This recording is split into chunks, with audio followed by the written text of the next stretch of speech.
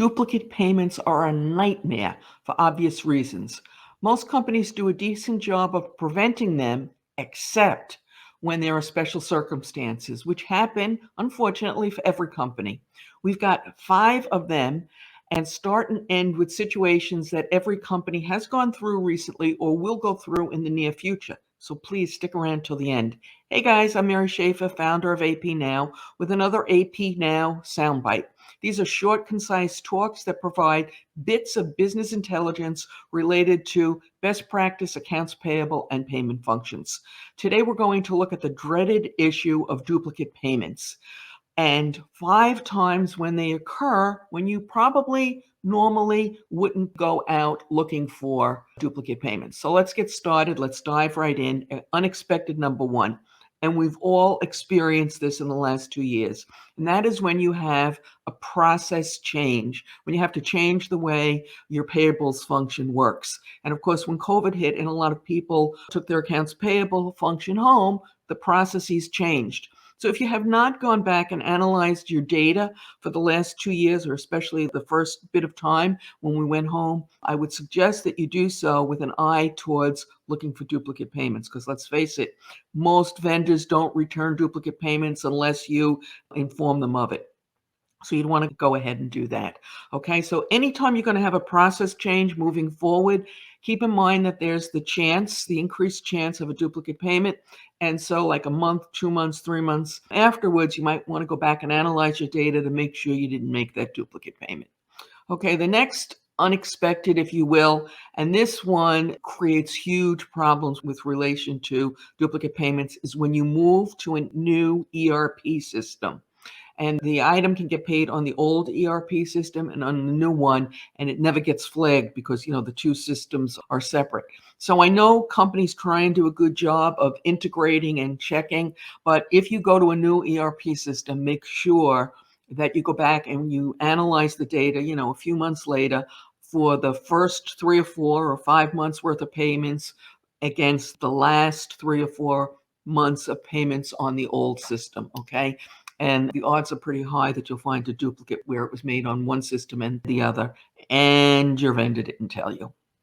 Okay, along the same lines, we have what I call the unexpected number 3, and this is when you have a system upgrade. You stay within the same existing ERP system, but there's an upgrade. They make changes and improvements. Sometimes your staff doesn't know how to operate all the new improvements, and you need some additional training, and a lot of things can go wrong. So anytime you've had an ERP upgrade, you want to go back and look at the few months before and the few months after.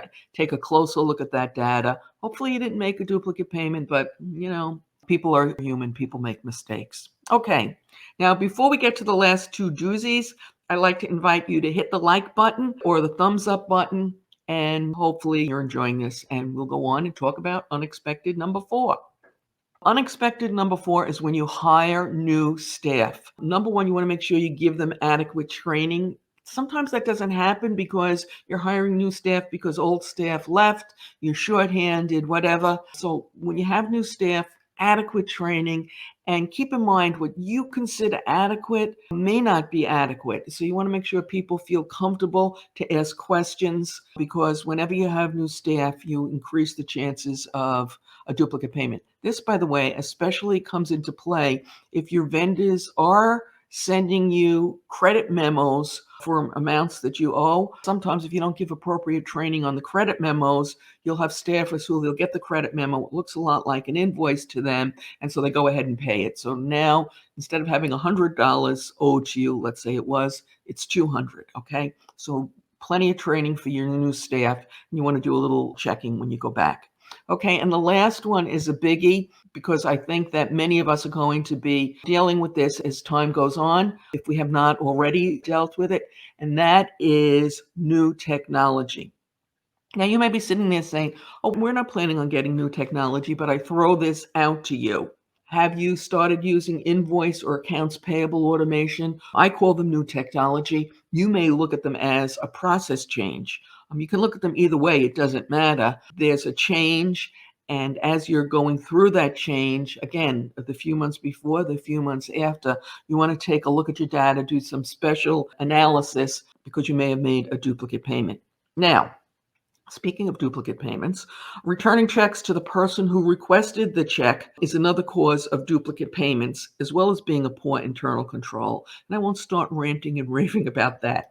We've got a really short video on that. There'll be a link to it below in the show notes, and a link on YouTube will appear momentarily. And once again, I want to say thank you for listening, and we appreciate those thumbs up, those comments, those shares, and those subscribes.